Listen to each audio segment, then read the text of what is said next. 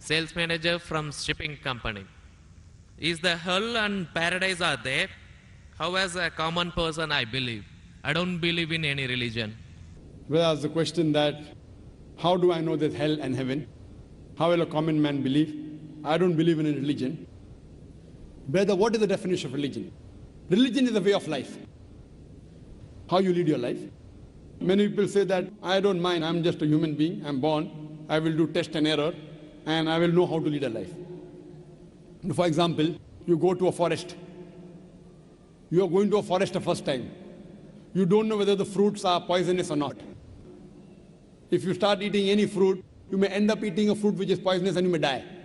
What do? You ask an expert. Right or wrong? When you get sick, who do you go to, brother? When you are sick, who do you go to? Why? The doctor is an expert in treating sickness, correct? You can't say, I am a human being, I will treat myself. No. That's what the Quran says in Surah Nahl. The Quran says in Surah Nahl, chapter 16, verse 43, and Surah Anbiya, chapter 20, verse number 7, فَاسْأَلُوا أَهْلِ الذِّكْرِ إِن كُنتُمْ لَا تَعْلَمُونَ. If you don't know, ask the person who is expert. Similarly, to lead a life, we have to ask the expert. Now, who is the expert? Who is the expert? The person who created us. Who created us? It's Almighty God. So, we have to follow the commandment of Almighty God. If you do not believe in Almighty God, you should listen to my video cassette, Is the Quran God's Word? Where I have proved logically and scientifically the existence of Allah subhanahu wa ta'ala. If you are an atheist, are you an atheist, brother? Are you an atheist? Pardon me? Are you an atheist? No. Not an atheist. So what do you? Do you believe in God? Actually, I believe in the power. But fine. That means you believe in God. You want to call it power, you want to call it supernatural, you believe in God. It's like I believe something. Something. You don't know the name. That name is God. You may call it power, you may call it anything.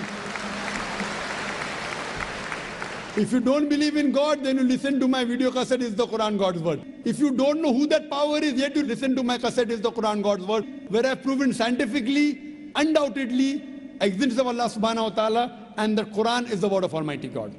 Now coming to your question, if you say about power, that means you believe in a religion. Because religion by definition, according to Oxford Dictionary, religion means a belief in a supernatural controlling power. Power word is there. That means you believe in a religion. Religion, according to Oxford Dictionary, means a belief in a supernatural controlling power, a personal God or gods that deserve obedience and worship. That means you believe in religion, you don't know the definition of religion. So don't say, I don't believe in religion. Religion is English word, brother. Religion is English word. If you open the Oxford Dictionary, it says, religion means a belief in a superhuman controlling power, and you believe in a power. Or a personal God or God that deserve worship or obedience. To know more about that power, you see my video because it is the Quran God's Word. Now coming to your question, basic question, how will I prove that there is hell and heaven? Now if you hear my video cassette, I have proved many scientific aspects in the Quran. If you use science to the Quran, what we come to know that whatever the Quran has said today, 80% can be proved to be 100% correct scientifically. Quran speaks about various scientific facts, which we came to know recently.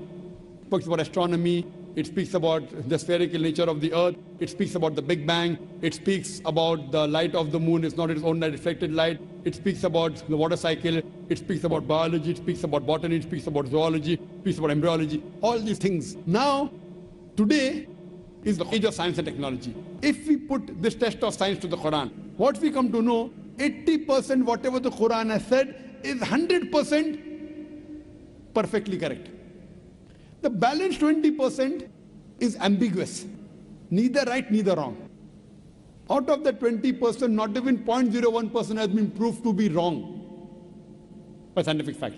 It is ambiguous. So what my logic says, when 80% is 100% correct, and not even 0.01% of the 20% is proved wrong, so my logic says that inshallah, even that 20% will be correct. It's a logical belief. I being a medical doctor, Quran speaks about astronomy, embryology, genetics, everything perfect. Then you ask me, brother, you being a doctor, you believe in hell? You believe in heaven? You believe in jinn? You believe in life after death?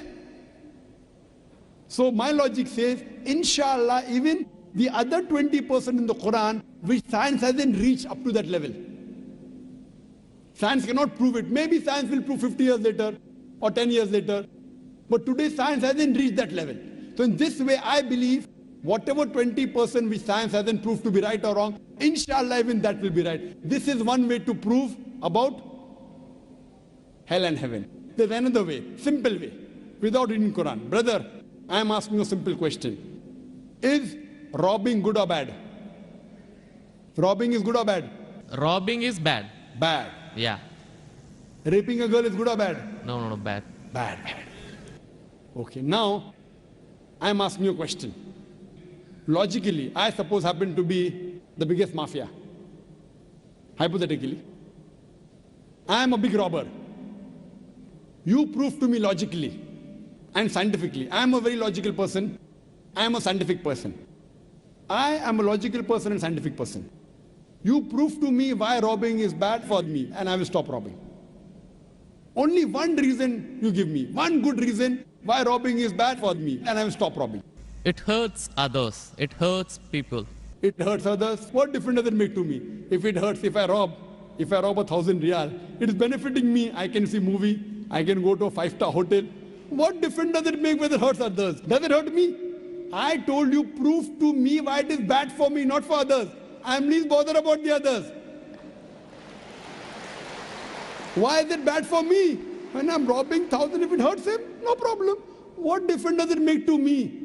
If it hurts somebody else, does it make a difference to me? I can enjoy, I can see movie. I can eat chicken biryani. I asked you, give me one logical reason why it is bad for me, not why it is bad for others. I am a big mafia. I am powerful.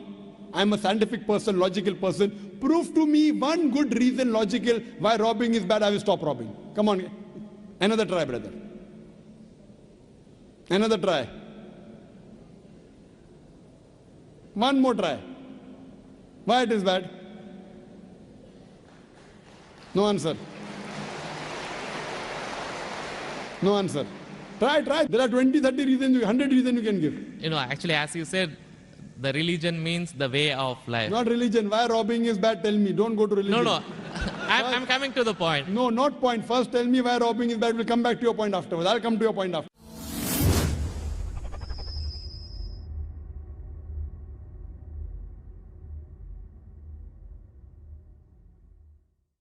When that is the way of life. Not way of life. Tell me why robbing is bad according to you. Why it is bad for me, I will stop robbing.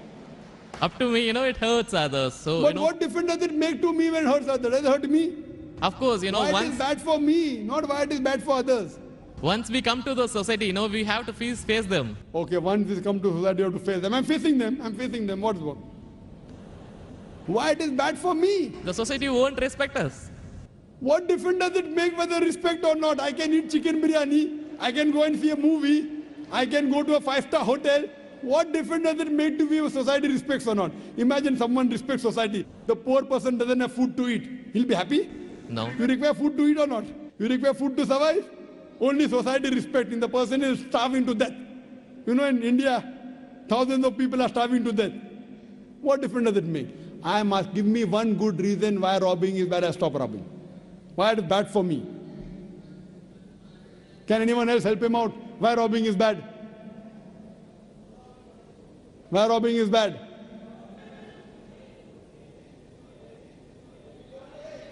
There are various answers. I'll help you out. You may say, police will catch you. Good logical reason. Police will come and catch you. Correct, right or wrong? Correct. But you didn't give the, I'm helping you out. But brother, I told you I'm a powerful mafia. The police is in my pocket. Ministers are in my pocket. Big mafia. See, all the top mafia, the police is in the pocket. They are on my payroll. The police is on my payroll. What will they catch me? Small robber like you should not rob. You will get arrested. I'm a top mafia. The police is on my payroll. Even the ministers are on my payroll. They are in my pocket. So small robber like you should not rob. Big mafia like me can rob. Another reason, I'll help you out. Maybe somebody will come and rob you. Yes. No one can rob me because I got 100 bodyguards. All of them hiding behind the stage. Bodyguards. Small robber robs, somebody will rob him. No one can rob me because I've got bodyguards. Hundreds of bodyguards with AK-47.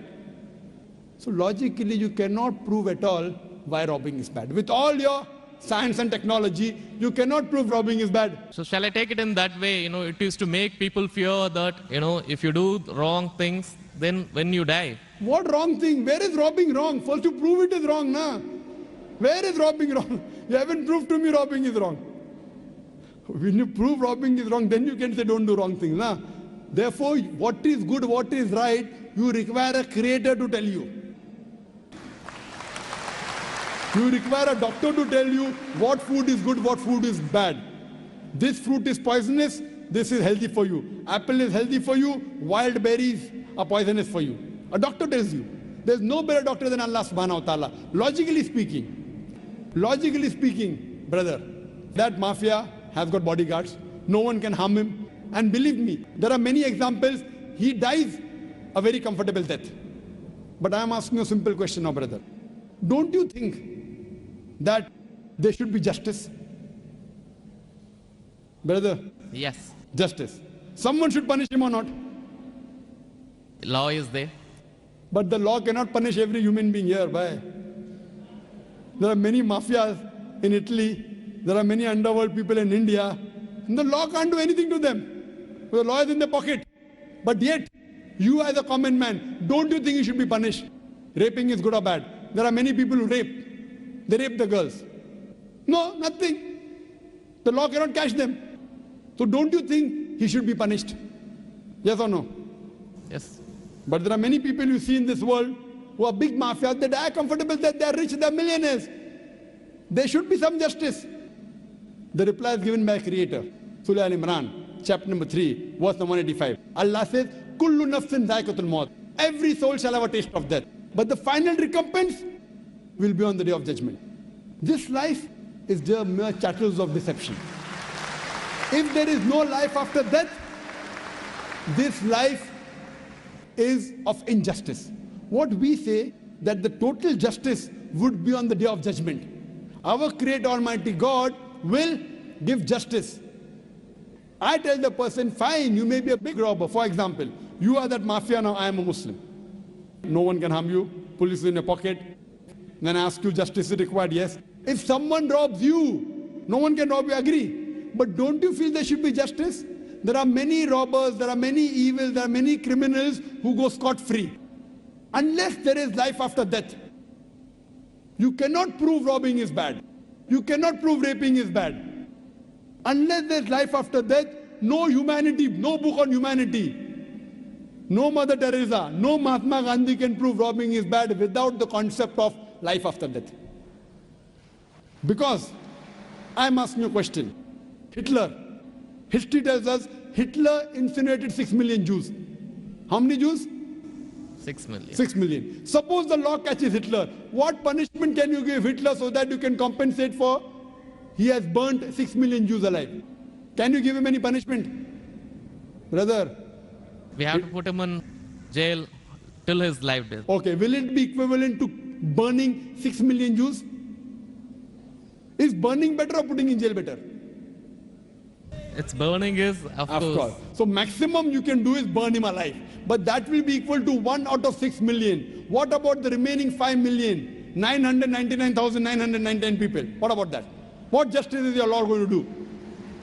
But the Quran says in Surah Nisa, chapter number 4, verse number 56, as to those who reject our signs, we shall cast them in the hellfire, and as often as the skins are roasted, we shall give them fresh skin so that they shall feel the pain.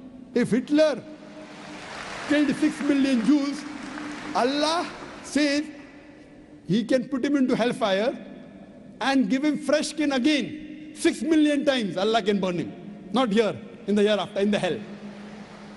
So only way I can prevent Hitler from killing 6 million Jews is tell him that here you kill 6 million Jews, Allah will burn you 12 million times in the hereafter. You can't give him that thing here.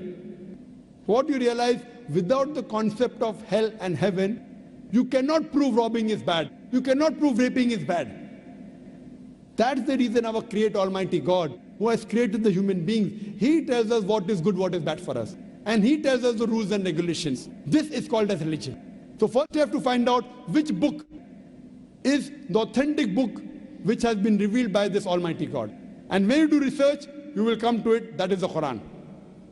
All the scriptures speak about Almighty God, and all the scriptures they point out to the last and final revelation, the Quran, and last and final messenger, Prophet Muhammad, peace be upon him. Hope that answers the question. Thanks.